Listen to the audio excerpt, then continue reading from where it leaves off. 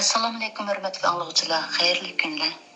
Yozuvchi Yosinjon Sodiqcho'g'lanning Bahodirnoma nomli romanining davomini anglaysizlar.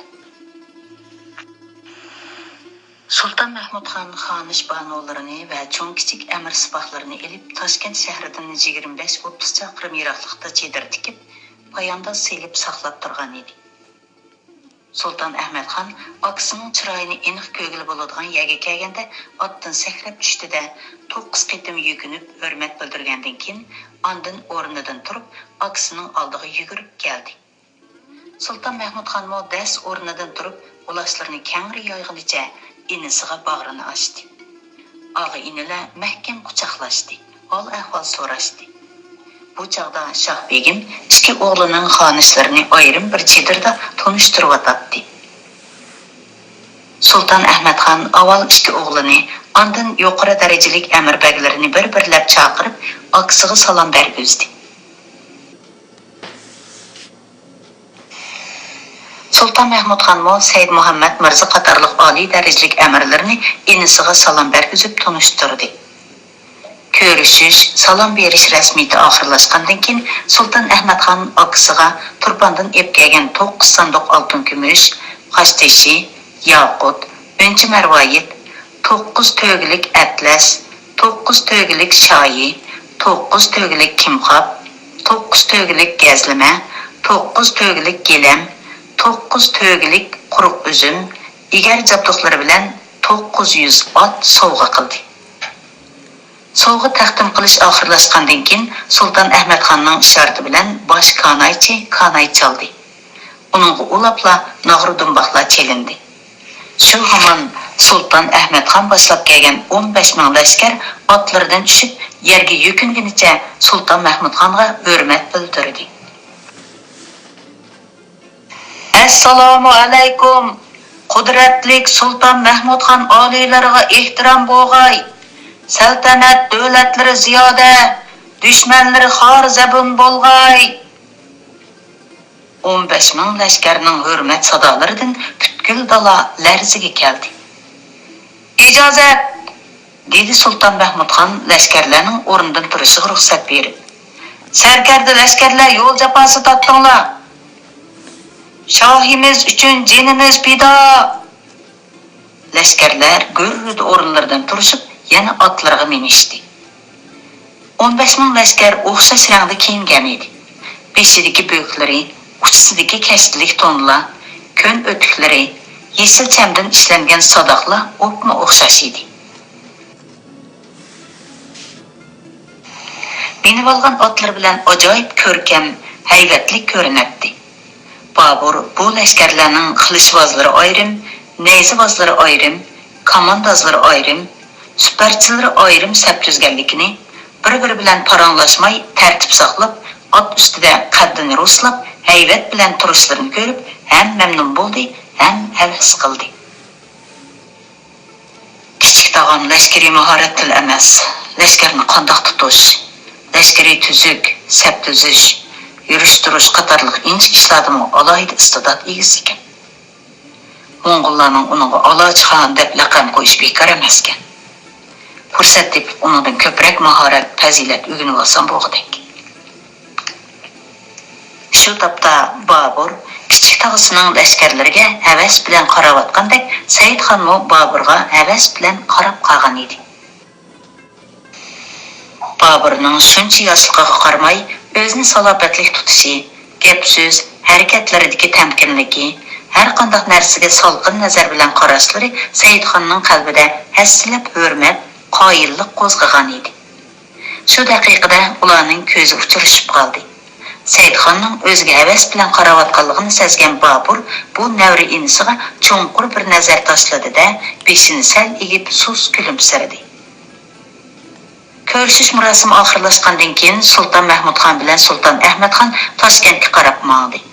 Sultan Ahmadxon 15 ming kishilik zo'r qo'shinni Mushiyada bargoh tikib, farmon kutishga buyurib, yuqori darajalik amir sarkarlarini o'z bilan birga elib olgan edi.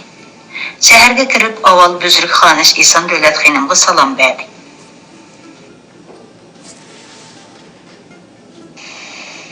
Gerçi Sultan Mahmud Han bilen Sultan Ahmet Han Şah Begimden tug'ilgan bolsa-mu, Eson Davlat Xinim cho'ng xonish bo'lg'achqa, uni onasidan bekrak hurmatlaydi. Uningsizmi Eson Davlat Xinim bu ikki xonzodani Şah Begim bilan birga haqiqiy onalik mehrini berib cho'ng qilgan edi. Bu aka-ukalar 9-10 yoshga kirguncha ikki xonishdan qaysisining o'zlarini tuqqan onasi ekanligini bilmay cho'ng bo'lgan edi. Kesil xeyli eg'irlashib qolgan Eson Davlat Xinim sharkatdan qolgan edi. Sultan Ahmet Han o'jirga kirib o'mlab kelganicha Eson Davlat Xinimning avval putini quchoqladi, ondan bag'riga o'zini otdi.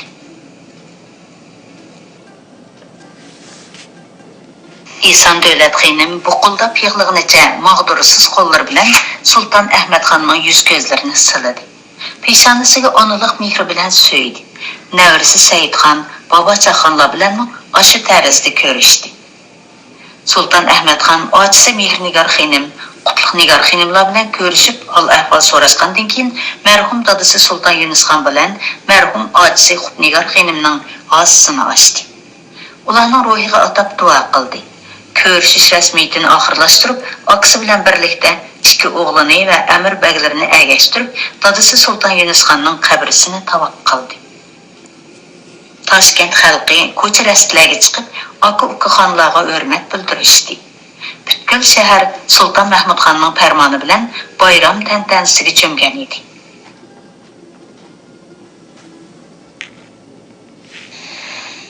Masjidlarning ustida, avod rastlarning do'qmishida, maydon saynonlarda kashkirgacha nog'ra chelindi.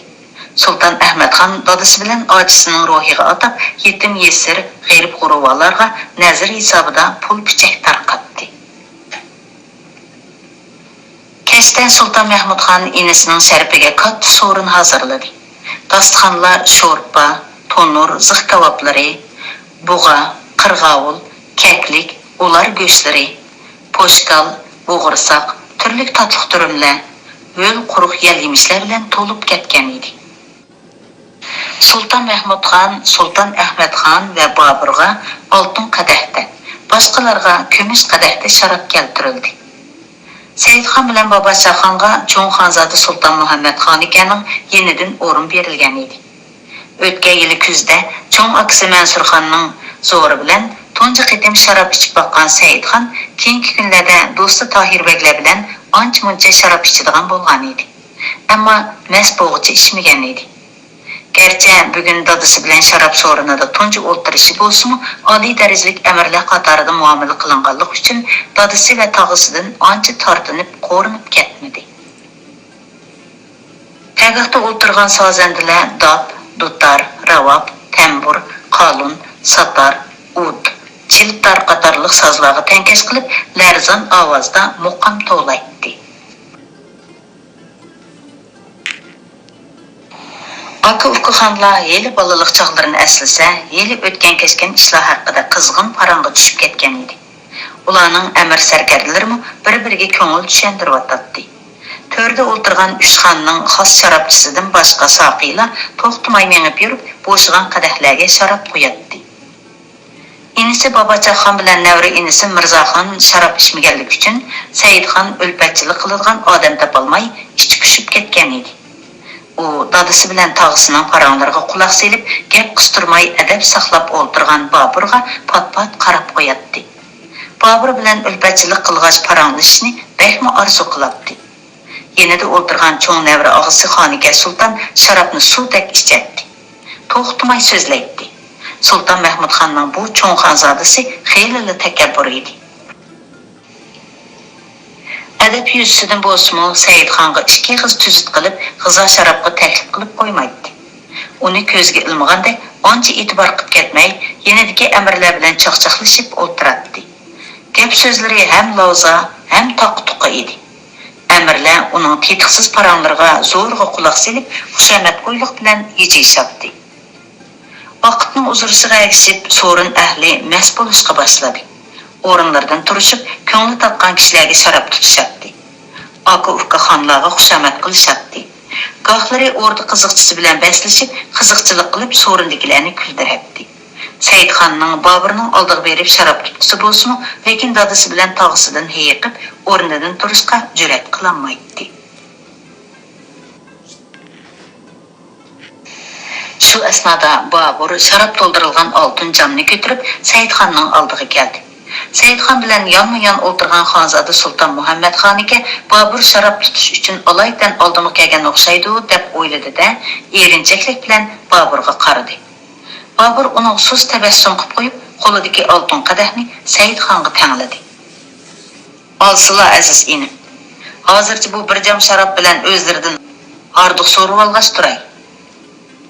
Bobur Saidxonning o'ziga bildirgan ziyoda hurmatidan ta'sirlangan, yeshining kichikligiga qaramay adab qoidaga rioya qilib o'tirishidan, ko'zlaridan chiqib turgan aql farosat, vujudidan bilinib turgan jasoratdan qoyil bo'lgan edi. Boburning bunchalar katta izzat ko'rsatishini xayoliga keltirmagan Saidxon chachirab o'rnidan turib, hurmat bilan qo'l bog'ladi. "Bunchalar katta izzat ko'rsatishlarga loyiq emasman, Shoh og'a. Aziz inim, zinhor undaq deymisilar. Hammamiz bir naslning pushtidanmiz. Tuzkur, munofiq yovg'i birlikda taqobil turamiz deb, jam bo'lgan bu xosiyatli so'rinda martaba surishtirish behojat." Boburning bu so'zlari xonzoda Sulton Muhammad xonikaning yuzini chimildatdi. Odatda uning valiahdlikni pash qilib, cho'nchilik qilishlarini, tuvan darajalik amirlarga haqoratlovchi muomala qilishlarini, oldida o'zini qasdan cho'ng tutishlarini Bobur yaratmaydi. "Iltifot qildilar, Shoh og'a." Saidxon ortiqcha takalluf qilib o'ltirmay, Boburning qo'lidan oltin qadahni qo'sh qo'llab oldi. Bobur Saidxonning oldidagi liq sharob to'ldirgan kumush jamni qo'liga elib turib, "Nomard Sayboqni yo'qitib, buyuk saltanatimizni ro'naq topqizib, el yurtni osoyishlikqa yuzlantirish uchun ko'taraylik", dedi. Ikki navra qirindishining ulfatchiligini ko'rib turgan xonzoda Sulton Muhammad xonikaning sharob ta'siridan qizargan oq pishmoq chiroyi sezlarlik tatardi va qasdanga beshini burab boshqa tarafga qarab oldi. Bugun Shohnishinda bo'lg'usi jang haqida rasmiy kengash boshlangan edi. Kengashga Bobur bilan aka-uka xonlarning oliy darajalik amir sipohlari qatnashdi. "Ayg'oqchilarimizning ishonchli ma'lumotlaridan qaraganda", dedi Sulton Mahmudxon kengash ahliga vaziyatni bir qurib tanishtirgandan keyin rasmiy maqsadga ko'chib. "Necha vaqtdan beri biz bilan izchil tirkishib kelgan Ahmad Tanbal Xonzoda Jahongir Mirzani nazarband qilib, Tuzkur Shaybonxonning qishiga navri inisi Shayx Boyizidni avatib sadoqat bildiribdi. Bilishimizcha, hozir Shaybonxon inisi Mahmud Sulton bilan birlikda Jo'g'i jami 60 ming lavol askarlar bilan biz tarafga kelib yetibdi. Gardankash Ahmad Tanbal bo'lsa, oqsini Shayx Boyizidga topshirib, o'zi Andijonni bekitib, Shaybonxonning kelishini saqlab yetibdi. Hozir bizning oldimizda avval Oqsiqil asni elib, ul Shaybonxonning oldini to'sish yoki O'ri tepada Muhammad Husayn ko'raganga hamdamda bo'lib, Shaybonxonga zarba berib, Andijonni himoyasiz qoldirishdan iborat ikki yo'l bor. Boshqalarning tadbir bo'lsa anglab baqsaq. Sulton Mahmudxonning amirlari Said Muhammad Mirzaga qarab qo'yib jim turishdi. Ular lashkariy ishlarda Said Muhammad Mirzaning og'ziga qarab odatlanishgan edi. Odatda Said Muhammad Mirza boshqacha fikr bildirmasa, maslahatlashib Sulton Mahmudxonning fikrini bas-basda maqtashabdi. Chunki ular Sulton Mahmudxonning lashkariy ishlarda Said Muhammad Mirzaning fikriga alohida hurmat qilganligini obdan bilishabdi. Lekin shu topda Said Muhammad Mirza jim turib oldi. Uning bunday jim turib olishining sababi bor edi. Bu kengashda Sulton Mahmudxondan qolsa, Sulton Ahmadxon bilan Boburning martabasi ustun edi. Ulardan avval o'y fikrini o'ttirib qo'ysa, eg'izga erishilgandek bo'lib qoladi. Navoda o'ttirib qo'ygan tadbiri Sulton Ahmadxon yoki Bobur tarafidan rad qilib etilsa, yuzi to'kiladi. Shohnishinning ichini bir bas timtaslik bosdi. Sulton Ahmadxon bu tarafning tuproq sharoiti va ahvolidan toza xabarsiz bo'lg'ashqa maytavur eg'iz ichishga oldirmadi. "Menimcha avval Andijonni olganimiz afzal", dedi Bobur ortiqcha sukutga bardoshlik berolmay. U kichik xon tog'isi Sulton Ahmad xon bilan ko'rishgandan beri boshqacha tetiklashib qolgan edi.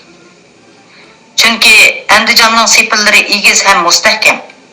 Puhralari boy, suyi albak, oziq to'liki mo'l. Shunga Shayba xon kelib bo'g'icha Ahmad Tanbalga zarb berib, Andijonni qo'limizga olsak, birinchidan kichik xon tog'amning lashkarlariga muqim turishga joy chiqadi. Ikkinchidan sarkard lashkarlarning jasorati oshadi. Uchinchidan Ahmad Tanbaldak bir dushmandan xalos bo'lg'astiramiz. Men ol tuzkorni obdan bilaman. U tutami yo'q, 200 limacha bir mal'un. Shu topda kichik xon tog'amning tumandan ortiq bahodir sarkard lashkarlarini boshlab kelganini bilib, cho'qim Shaybaqdan umidini uzdi.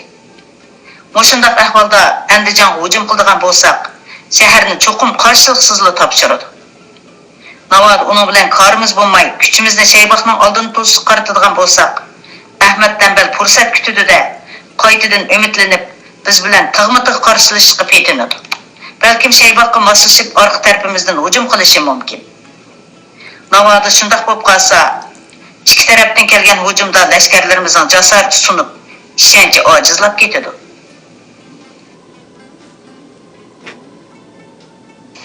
Sultan Mahmud xon yoqtirmaganini qilib chiroyini purishtirdi. Navada bu tadbir Boburning emas, boshqalarning og'zidan chiqqan bo'lsa, xeyli e'tibor qilgan bo'ladi. Nemishqidu u mushundaq bir halqiliq jangda Boburning soqolga erishlab, tadbir ko'rsatishni ancha xolab ketmayotdi. Chunki u bu jiyan o'g'lining o'zi kech-kunduz orzu qilgan Samarqand taxtida uda ikki qitim o'ltirganligiga, bo'libmi oxirgi qitim Samarqand taxtini Shaybonixondek kuchli raqibdan tortib olib o'ltirganligiga ko'nglida hasad qiladi. Uningdan boshqa ota jamoati To'marilar nasldan bo'lgan Boburning kunlarning birida kuchayib ketib, Shavkatining o'z saltanatidan eshib ketishidan, toji taxtiga tahdid bo'lib qolishidan voyim yetdi. Ziyoda ishinib lashkariy huquqni tutqizgan Shaybonixonning Samarqand, Buxorodagi katta shaharlarga qanoat qilmay, o'z saltanatiga ko'z tikishi sababidan boshqalarning oldida yuzi tushgandek tuyg'uga kelib, xuduksirab qolgan edi. Gerçi sür hayvisini, lashkariy iqtidorini namoyish qilib, to'kilgan obro'yini tiklash uchun o'tgan yili kuzda Ahmad Tanbalga qarshi bir qancha qitim lashkar tatgan bo'lsa-mu, nusrat qozonolmay Toshkentga qaytishga majbur bo'lgan edi. U Boburning qilgan bir necha qitimli g'alabalik jangini Talining o'ngdan kelib qolganligidan, o'zining mag'lubiyatini bo'lsa, Talining ta'tir kelib qolganligidan deb qaraydi. Shu topda o'sha o'g'li dematlik jiyanining tadbir ko'rsatishni, o'sha ilgirki bir necha qitimli g'alabasini o'zi oldida pash qilib, oqsoqollik qilganlik deb tushunib olgan edi. Aziz o'g'lim, suvni ko'may turib ishdan silish behojat, dedi u o'zini tamkin tutishga tirishib. Andijonni bekitib yotgan ul Ahmad Tanbal qudratli qo'shinimiz oldida bir piyodadir xolos. Aslida bo'lsin-ki, şahmat o'yinida piyodaga zarar yetkazmay, shohni mat qila olgan kishi haqiqiy g'olibdir. Shul boisdan tuzkur Shaybonixon bo'lsa, avval mat qilishimizga tegishli shohdir. Shunga bostirib kelayotgan kuchlik yovni tashlab qo'yib, Andijonni olamiz desak, tugmida deb to'gidan qurib qolgandek ish bo'lib qoladi-da. Lashkarlarimizning kuchini xo'ritib qo'yamiz. Ul chaqda kuchlik yovga taqobil turmoqimiz tas bo'lib qoladi.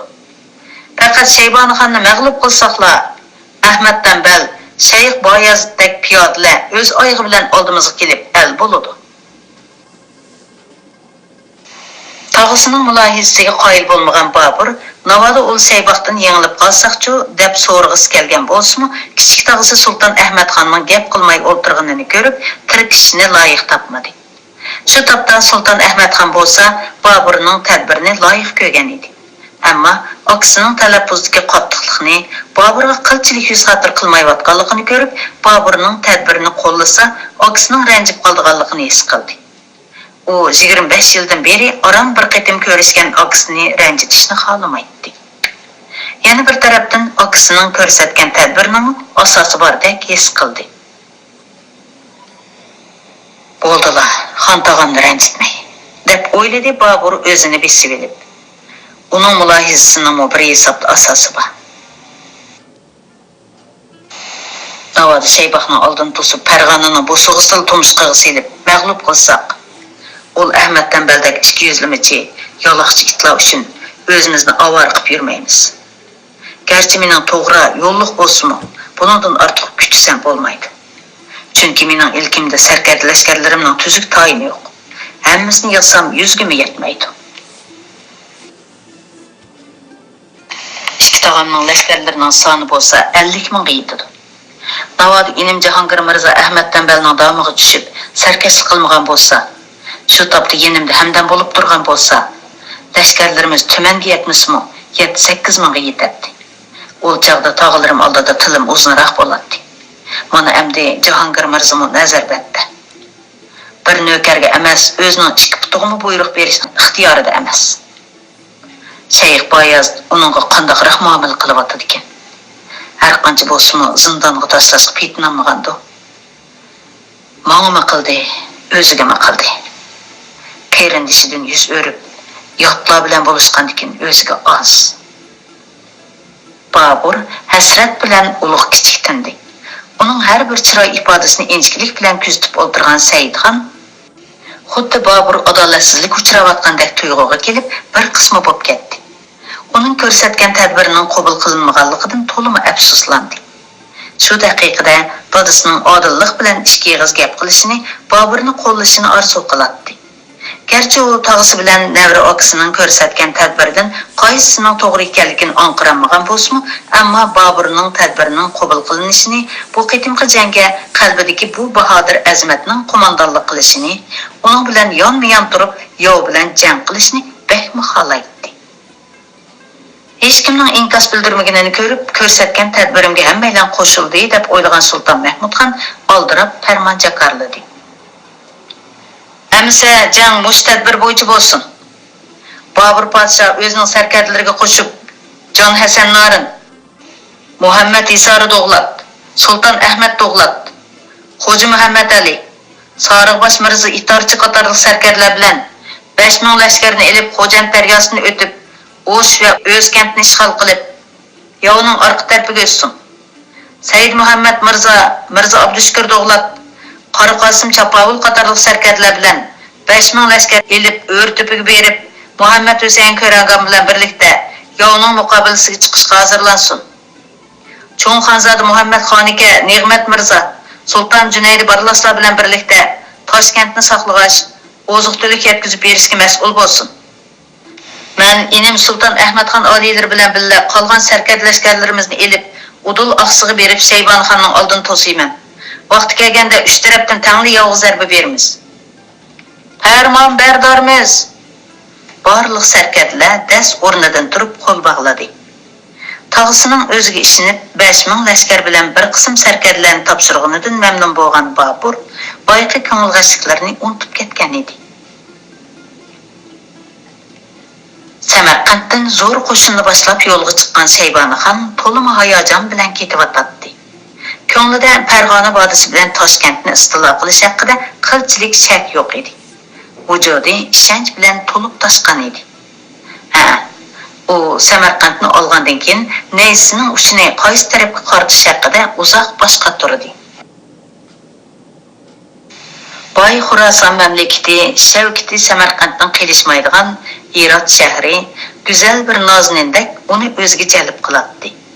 Hirotni qo'lga elib Buyuk Jahongir Amir Temur o'ltirgan taxtda o'ltirsa, biroqla hordiq chiqadigandak tuyuladi. Ammo Hirot taxtida Sulton Husayn Boyqarodek mo'ysbit, tajribalik ham qudratli bir hukmdor butkul Xuroson vodisini tizginlab turadi. Gerçi u o'g'illari bilan pat-pat jangi jidal qilishib turgan bo'lsa-mu, taxti yanada mustahkam edi. Shunga Xurosonga yengillik bilan lashkar tortishga bo'lmaydi. Navoda Xurosonga lashkar tortsa, oti dushmanlari bo'lmish Sulton Mahmudxon bilan Babur podshoh birlikda orqa tarafdan hujum qilib kelishi, Hisor Qunduzni tizginlab turgan Xusrav shohmi Sulton Husayn Boyqaroga hamdamli bo'lishi mumkin edi. Mushu bir qator ehtimollikni nazarga olgan Shaybonixon avval orqa tarafini tinchitib, ondan Xurosonga yurish qilish niyatiga kelgan edi. Kutmaganda Ahmad Tanbalning Navri inisi Shayx Boyazni avatib sadoqat bildirishi uning g'albiga bo'lgan ishonchini texmi chingitgan edi. Ahmad Tanbal Farg'onani qo'liga olgan bo'lsa, Boburning manga sultonatqidek maqdiri qolmabdi. Endi Sulton Mahmudxonni taltukis mag'lub qilib, Toshkentni qo'limga olsam, Ahmad Tanbalning ishi oson. Ma'qul desa, sarkarlik martabasi berib, Farg'onadan ayirib yenimda saqlayman. Navod Boburga qilgandek 200-nimichilikni niyat qilsa, bir bahona bilan kallasini olaman. Qarag'anda shafqatli Tangri menga mavara nahirnil emas, Farg'ona bilan Toshkentning buyurgani o'xshaydi. Anglasam bir qism raqiblarim Xalfai Rahmon, Imomi Zamon, Iskandar Soni degan unvonimni masxara qilib kulishkidik. Alloh xolisa, pat yaqinda barliq mamlakatlarni ul buyuk Jahongir Iskandar Zulqarnayndek ishg'ol qilib, butkul musulmon olimining rahnamosi Xalfai Rahmon bo'lganligini ko'z tutib qo'ymaydigan bo'lsam. At ustida mag'rur ketib qolgan Shaybonxonning shirin xiyollari tugamaydi. Toshkent oyoqdagi ochtakla qo'lga chiqadiganligiga shaksiz ishonadi. Chunki u Sulton Mahmudxonning laskari istidodining yo'qligini, sipohlikqa yormaydiganligini obdan biladi. Faqat uning yanidagi Said Muhammad Mirza bilan O'rtepadagi Muhammad Husayn ko'ragandan biroz ehtiyot qiladi. Ol og'i ini Mirzlarning tangdoshsiz bahodir, azmatli ras. Sulton Mahmudxonning saltanatimi faqat shular orqali o'ri turdi. Lekin hozir ularning ilkida tuzuk lashkar yo'q. Jang ko'rgan, yurak qatgan, jangga yaraydigan tajribali sarboz lashkarlarni allaqachon menga berib o'tgan. Anlasam, yangidan cherik yig'ib mashg'ullantirib etibdimish. Lekin cherik degan baribir cherik. Songa hisob, lashkarlik hisob emas. Chunki ular haqiqiy jang ko'rib yurak qatmagan, ko'zi pishmagan. Shunga ul og'i ini Mirzlarning har qancha karomati bo'lsa-mu, yangi cheriklar bilan mening qudratli lashkarlarimning muqobilasiga chiqa olishi basi mushkul.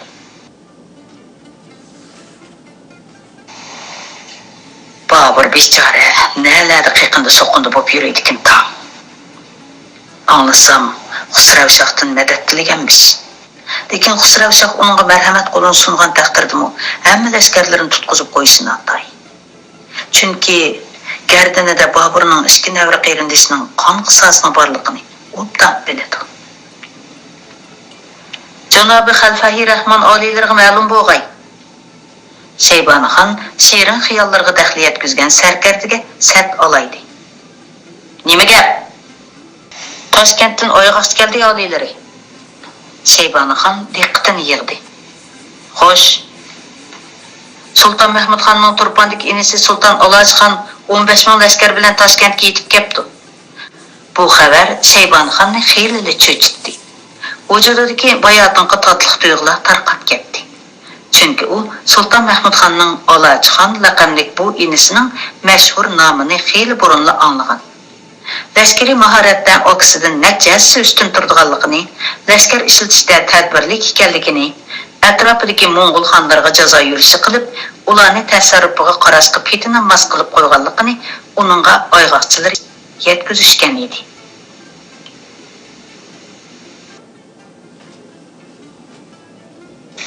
Baribir Toshkentga qarab yo'lga chiqib bo'ldim. Endi etimning beshini kayniga bursam, sarkarda lashkarlarim meni ko'zga ilmaydi.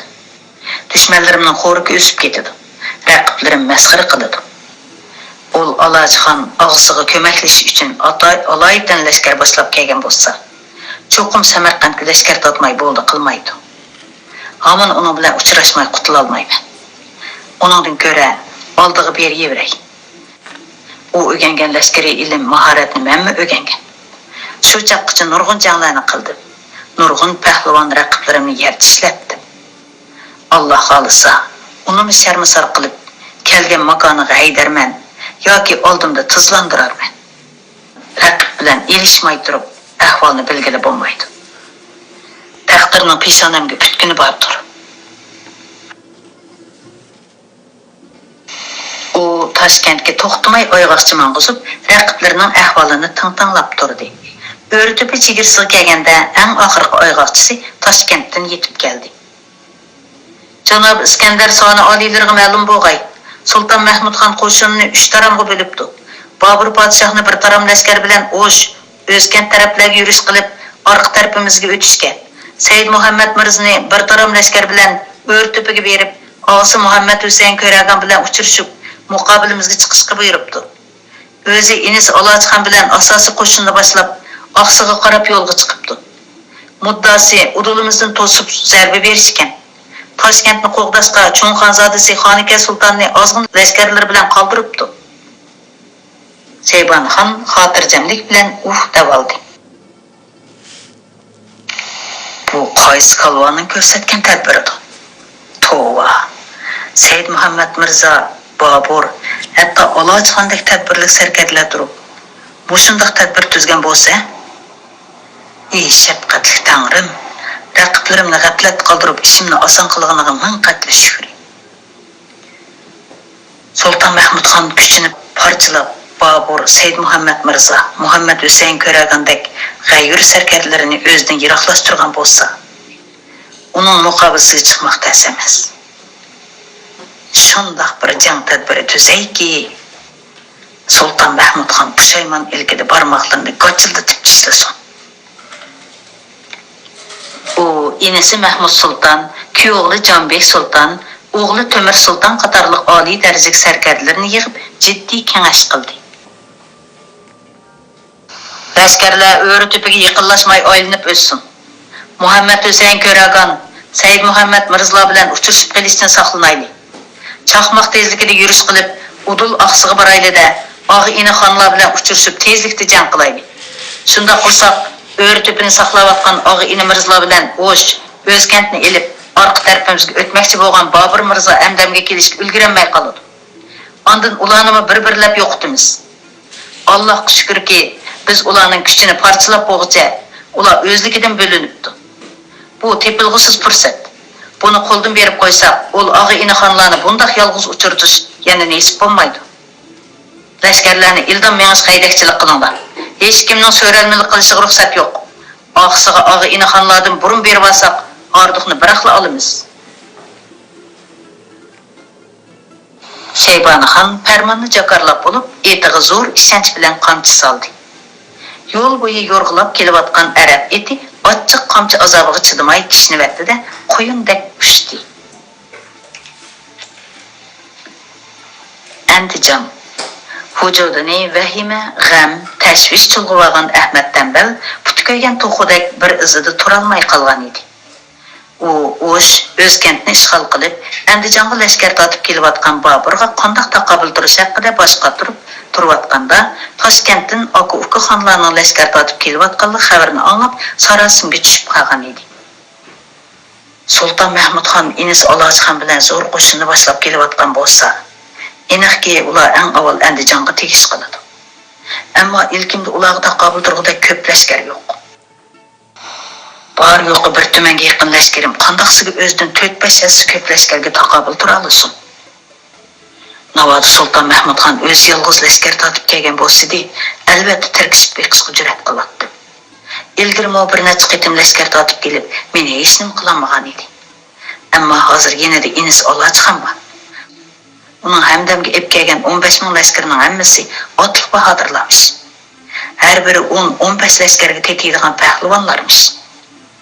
Turpandek shuncha yiroq yerdan hamdamga kelgandikin, lashkarlarni alohida tanlab, eng g'ayur, jasoratli qon icharlarini ep keladi-da. O'zini tangdoshsiz qilish vazladayin deb anglagan edim. G'azabga kelsa o'z yolg'izli biror ming lashkarga tetiy olarmish. Odamning beshini xuddi pilakdan qo'g'in uzgandek o'sib tashlarmish. Ko'zini mit qilib qo'ymasmish. Bir tarafdan Bobur, bir tarafdan ul og'ini xonma. Endi ularning muqobilasiga chiqa olishim hargiz mumkin emas. Xudo, paymonim to'shib qoldimi nima?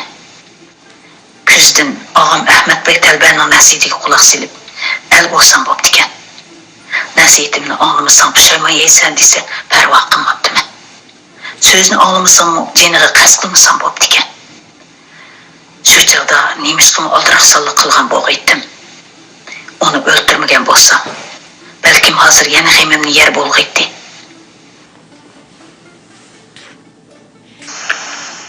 Biror chora amal tepib meni bu mushkulotdan qutuldirib olar bo'lg'aydi. Ilgarimi shundoq qilgan emasmidi? Nemishqa buni o'ylamadim? Qarindishim, og'am edi-ku axir. Shu chaqda o'zini emas, meni o'ylagan ekan. Men bo'lsam o'zining Shaybonxonga yon bosgan gunohini yoshirib kelish uchun meni Sulton Mahmudxonning oldida tizlantirib, o'zini saqlab qolmoqchi deb o'ylabdim. Meni og'amning qisosi tutgan o'xshaydi. Shaybonxonga nima ancha umid bog'lab ketgandim. Mana endi beshimga ajal qilich soy tashlaganda u yo'q. Balkim u Shaybonxonmi jinini saqlab qolish alakchiligida yuradigandir. Baş ahırı yo'q pushaymonlik xiyollar Ahmad Tanbalni o'lim vahimasidan bak qiynaydi. Jahongir Mirzani oqsidan Andijonga akeldirib olsam bo'pti ekan. Shayx Bayazid uningga qandaqroq muomala qilgandi? Haddidan eshib azor berganmidi? Hech bo'lmaganda uning podshohlik martabasiga rioya qilgan bo'lsam, mushundaq paytda xon tog'larga ikki qiz yaxshi gapimni qilib, meni o'lim xavfidan qutuldirib olag'aydi. Hazır Aqsuga chaparman avatib Andijonga oldirib kelsam ulgura olamanmi? Oyg'oqchilarning deyishicha, og'i inixonlar yaqinlab qopti. Endi ulgurmaydi. Ulgurgan taqdirdami Jahongir Mirza necha vaqtdan beri nazarband qilganimni adovat tutib, xon tog'larga yaxshi gapimni qilishga unumasligim mumkin. Bo'ptila. Egilgan boshni qilich kesmabdi deydigan gap bor. Ularning oldiga qilichimni bo'ynimga esib chiqib gunohimni talay. Bu so'rab Andijonga topshiray. Balkim seli rahim qilib qolar. Qarshilashsam o'zimni emas, bola chaqamning hayotini saqlab qololmayman. Hech bo'lmasa shular bo'lsin hayot qilib kunning serqini ko'rar. Ist. Farg'onaga podshoh bo'lish uchun mushundaq tez oxirlashdi desa. Bir qarorga kelgan Ahmad Tanbal barliq sarkarlar bilan sepilning ustiga chiqib kutib turdi. Kun qo'zi tush bo'lay deganda osmon palak to'p to'zitib kelayotgan qo'shinning qarasi ko'rindi. U buyruq berib shahar darvozalarini dog'dan ochqizibdi. Bu orqali aka-uka xonlarga el bo'lish sadoqatini bildirmoqchi bo'ldi. Biroq cho'ng qo'shin shahar tarafga burilmay, udul oldiga qarab ketaverdi. Buni ko'rib Ahmad Tanbal taajjublandi. Aka-uka xonlar biror yil ishlatayotgan bo'lmasin deb iztirobga tushdi. Nemishqami sadoqatimni bildirib, ularning oldiga chaparman avatmagandim. Darvozalarni ochtirib saqlab turganimni ular neden bilsin? Navot beparvo qiyofatga kirib elib, tuyuqsiz hujum qilib kelsa, el bo'lish muddaimni bildirishga ulgurmay qolaman. Balkim u chaqda ular ishonmasligi, meni jinini saqlab qolish uchun yeli ishlatyotdi deb bilishi mumkin. Nimanchi qalbonlik qilganda mana. Allah hazal bir oz pishim vaqt o'tganda jazo yurish qilg'ichi cho'ng qo'shinning qarisi butunlay yetdi. Ma'lum bo'lg'ay, dedi ahvolni tang-tanglab kelishga avatgan oyg'oqchi ming bir xil g'am bilan o'ltirgan Ahmad Tanbalning xiyolini bo'lib. Og'i inixonlarning lashkarlari 10 necha chaqirim uzab ketdi. Biroz esiga kelgan Ahmad Tanbal oldirab so'radi. Ularning nega mong'anligini bilardingmi? Bandisalar yo'li bilan Udul Aqsuga qarab ketyapti. Shaybonxon oliylarining oldini to'sib jang qilmoqchimish. Ha, mundaq degan. U aka-uka xonlarning nima uchun avval Andijonga tegis qilmaganligining sababini bilmay uzoq bosh qatirdi. Ammo cho'ng bir bola qazodan saqlanib qolganligini, Andijonning yelmi elkida ekanligini esiga elib, yetqisiz xushallikqa cho'mdi. Qudratli Tangriga 100 ming qatl shukr. Allah egamning Farg'onani men buyrug'ini rost o'xshaydi. Ahmad Tanbal xiyolini yig'ishtirib chaparmanga qaradi. Darhol Shaybonxon oliylari xabar yetkiz. Ot qo'shilib ol. Yo'l bo'yi hargiz to'xtab qolma. Ot qo'shlash, zapas ot yondivilish deb izohatdi. Farmonbardorman. Chaparmanni yo'lga selib biroz xotirjam bo'lgan Ahmad Tanbalning esiga tuyuqsiz Bobur kelishi bilan yana bearam bo'lishga boshladi. Babur tarafdan xabar keldimi? Boyli xabar keldi. Serkat lashkarlar bilan Karnon tavasiga yaqinlab qapti. Farmon, dedi Ahmad Tanbal. Barliq serkat lashkarlar sepilg'i chiqib qo'rg'onni muhofazat qilsin.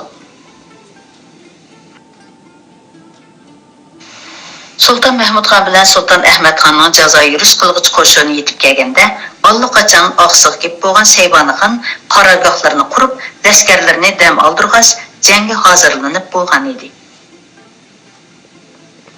"Yo, lashkarlar ajab bizdan burun kep bo'pti-ya?" deb so'radi ta'jiblangan Sultan Ahmadxon. "Qadrlik inim, men shu o'yda", dedi Sultan Mahmudxon. Mo'lchirimizcha ular oldirganda ati yetib kelsa to'g'ri bo'ladi. Ularning yetib kelganligi to'g'riliq o'rtipidan xabar kelmagan edi. Shaybonixon lashkarlarini o'rtipidan aylantirib epmangan bo'lsa, Muhammad Husayn ko'ragan bilan Said Muhammad Mirza xabarsiz qolgan o'xshaydi. Ehtimol. Biroq ul og'i ini Mirzalar to'limi astoydil ehtiyotchan edi. Qandaqsiga to'ymay qoldi ekan. O'rtipidan chaparman kelmagilim bir kun bo'lay deb qoldi. "Yovning tayyorligi puxta deb qiladi og'a", dedi Sultan Ahmadxon. "Jang qilishga oldirmay, avval bargoh qurib olayli. Bundaq qilsak, ul Shaybonixon degan mal'unning xo'riga o'sib qolarmikin?" dedi Sultan Mahmudxon. Shu topda uning Shaybonixonga bo'lgan o'shmanligi chekkiga yetgan edi. Hozirli Shaybonixonni tirik qo'lga tushirib, qilgan osiyligini burnidan buloq qilib chiqarg'usi bor edi. O'rtipidan og'i ini Mirzalar o'sh tarafdan Bobur podshoh yetib kelsa, ular bilan bor maslahat jang tadbir tuzaylimikin deyman, dedi Sultan Ahmadxon akasiga iltijo qilgan tarzda. "Yovning ahvolidan tek to'liq xabarimiz yo'q. Shaybonixon puxtalab bargoh qurg'anib qaraganda, jangga allaqachon hozirlanib bo'ldi. Bobur Mirzaning o'sh O'zkentni ep kelayotganligidan atigan silmi xabar topdilar", dedi Sulton Mahmudxon johillik bilan. "Ta'mimcha og'i ini Mirzalar Shaybonixonning o'rtipidan aylanib o'tib ketganligidan allaqachon xabar topdi. Balkim ular hozir oqsi yo'lida bo'lishi mumkin.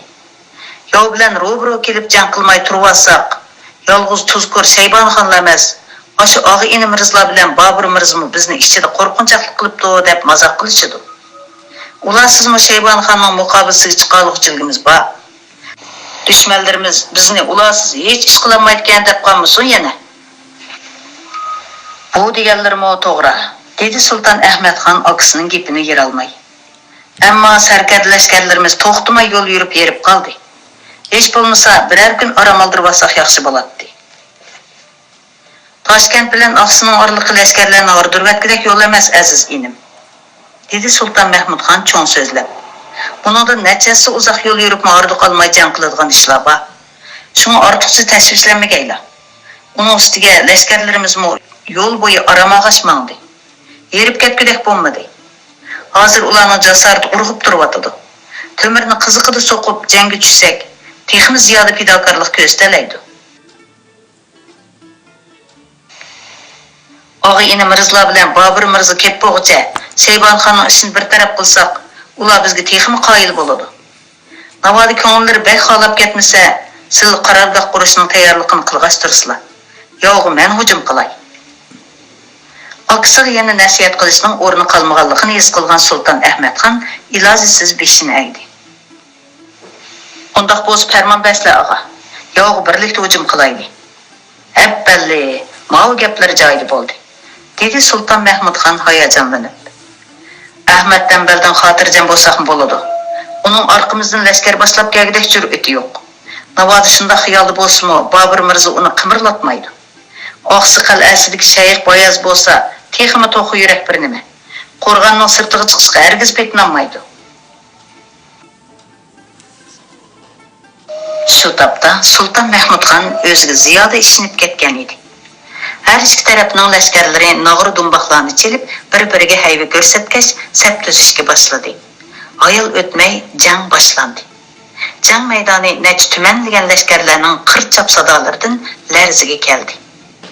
Sultan Ahmadxon, o'g'li Saidxon, Bobochaqxon va Tohirbek qatorli yosh sarkarlarni himoyatchi qo'shinga ayirib, orqa safni qo'g'dashga buyurgan edi. Ammo Saidxonning orqa safda qarab turg'isi kelmadi-da, etiga qamchi solgunicha oldingi safga qarab chopdi. Uning komandozlik mahorati intayin yuqori edi. Otgan o'qi faqat zoya ketmaydi. Har bir tal o'qi birdan yov lashkarini yerga shiltiyotdi. Shu topda u o'lim vahimasini butunlay unutib ketgan edi. Bu jangda og'am Bobur podsho oliylarim bo'lgan bo'lsa, uning yenida turib yov birlikda zarba bergan bo'lsam, marganligimni bir ko'rsatib qo'ygan bo'lsam, yov lashkarlarga to'xtamay o'q etib zarba berayotgan Saidxonning ko'zi tuyuqsiz 3 nafar yov sarkardasining qo'rsavida qolgan dadasiga tushdi. Nomardlar birga bir kelmay. U kamonga o'q silib, bir yov sarkardasining bo'ynini batladi. O'qning zarbasiga bardostlik beramagan yov sarkardasi otdan yiqildi. Uning ikkinchi o'qimi yana bir yov sarkardasining belikiga sanjildi. Yaralangan sarkarda qilichini o'ynatishga amalsiz qoldi. Ikki hamrohidan ayrilib qolgan yana bir sarkarda Sultan Ahmadxonning shiddat bilan chapgan qilichi zarbasida uzilmay qolgan beshi maydasiga sangilib, otdan mollaqladi.